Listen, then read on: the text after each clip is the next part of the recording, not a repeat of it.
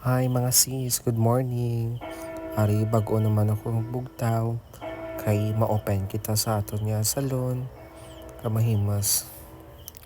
And then first mangapi ako anay, and then mag-check sa palibot naton. 7 na pa'y tama na subong kainit. Grabe na akong init subong ng taunat na ara na 7:30 pa lang na.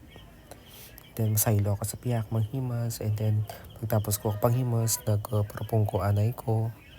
Ay grabe ang init sa silid. Huwag ko pa ba nabuksan ang iban. Tapos kagi marigos naman lang ako. And then si sis natin Nicole una nag-abot, and then may mga schedule kita nga mapakayat kay hair subong. Siya una ang nag-asikaso para mag-entertain ka mag-apply sa mga bulong.